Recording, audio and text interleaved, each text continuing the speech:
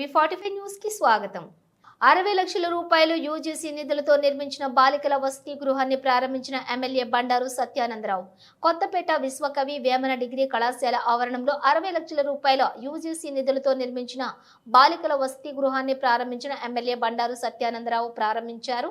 ఈ సందర్భంగా ఎమ్మెల్యే మాట్లాడుతూ విద్యా వ్యవస్థ అభివృద్ధి కోసం మానవ వనరుల శాఖ మంత్రి నారా లోకేష్ అవిరళ కృషి చేస్తున్నారని, గత 10 సంవత్సరాల క్రితం నేను శంకుస్థాపన చేసిన భవనాన్ని మరలా నేడు నా చేతుల మీదుగా ప్రారంభించడం చాలా సంతోషకరంగా ఉందని, 6వ తరగతి నుండి డిగ్రీ వరకు విద్యార్థిని డిగ్రీ కళాశాల, జూనియర్ కళాశాలలో పరిష్కరించి విద్యాభివృద్ధికి నా వంతు కృషి చేస్తారని ఎమ్మెల్యే బండారు హామీ ఇచ్చారు.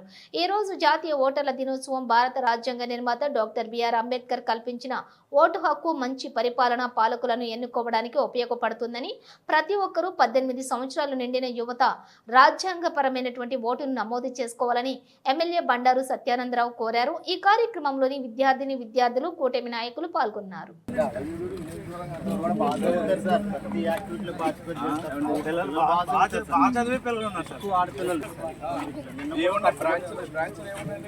ఆల్ సింగిల్ మేజర్స్ ఉన్నాయి సార్. 2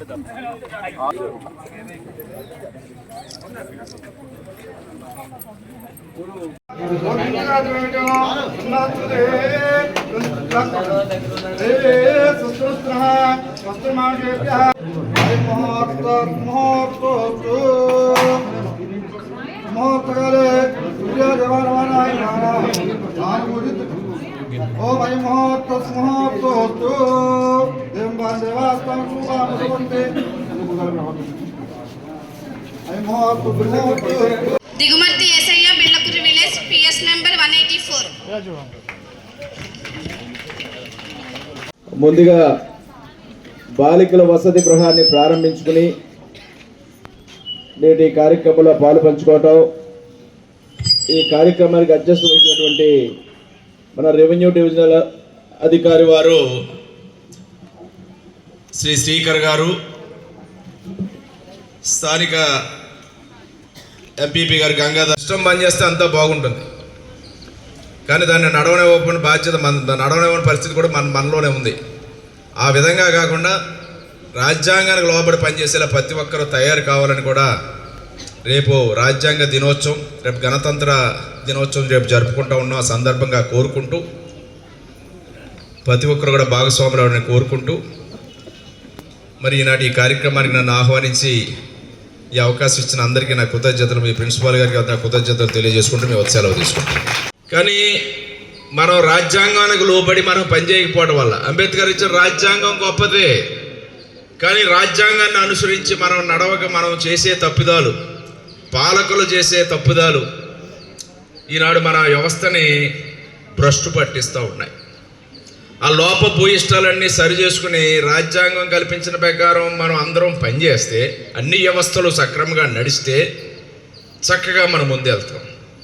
శాసన, కార్యనిర్వాహక, న్యాయ వ్యవస్థ 3 వ్యవస్థలు మనకు ఉన్నాయి.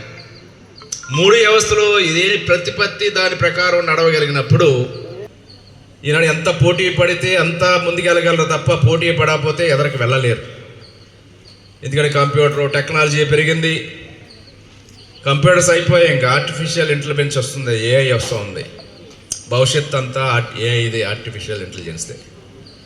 రకరకాల టెక్నాలజీ, ఇవాళ చూసిన టెక్నాలజీ అబ్బో అనుకుంటే రేపటి రోజుకి ఆ టెక్నాలజీ మారిపోతుంది. అంతా చేత్తో ఆపరేట్ చేసే డిజిటల్ కరెన్సీ వచ్చింది. ఇప్పుడు సెల్ ఫోన్లు అన్నీ నడుస్తున్నాయి. సెల్ ఫోన్లు అయితే ప్రపంచం లేదు, సెల్ ఫోన్లు అయితే బతకలేని పరిస్థితి. మెసేజ్లు అన్నీ పోయాయి, మెయిల్లు అన్నీ పోయాయి. చాలా అప్డేట్ అవుతూ ఉన్నాం. అంటే ఎంత అప్డేట్ అవ్వాలి పిల్లలు, ఎంత ఫాస్ట్గా ముందుకెళ్ళాలి, వాళ్ళకి తగ్గట్టుగా వాళ్ళకి ఎడ్యుకేషన్ అవేర్నెస్ ఇవ్వాల్సిన పరిస్థితి ఈనాడు అధ్యాపక బృందం మీద కూడా ఉంది, పిల్లల తల్లిదండ్రుల మీద ఉంది. దాంతోపాటు సామాజిక బాధ్యత పెంచాలంటే ఓటు ప్రతి ఒక్కరూ ఓటర్గా నమోదు కావాలి. ఓటు యొక్క ప్రాముఖ్యత, గొప్పతనాన్ని గుర్తించాలి. ఆ ఓటుని సరైన నిర్ణయానికి మనం వాడాలి. పాలకులు సరిగా లేకపోతే, ప్రభుత్వాలు సరైనవి రాకపోతే నష్టపోయేది ఎవరో కాదు, ఎక్కడో నష్టం జరగదు, మనకే జరిగింది. మనమే నష్టపోతాం. వ్యక్తిగతంగా నాకేం జరిగిందనేది అనుకోక్కర్లేదు, కానీ సమాజానికి నడుతుంది, మనకు కూడా దాంతో మనం భాగస్వాములే. అంటే అది ఓటు హక్కు అనేది చాలా అందరూ ఓటర్గా జాయిన్ అవ్వాలి, కంపల్సరీ ఓటు జాయిన్ చేయాలి. ఓటర్గా ఉంటే కాక ఓటును కూడా వినియోగించుకోవాలి. ఇవన్నీ కూడా ప్రతి ఒక్కరికి కూడా ఒక చైతన్యం తేవాలనే ఆలోచనతోటే ఈ ఓటర్ డే కార్యక్రమం.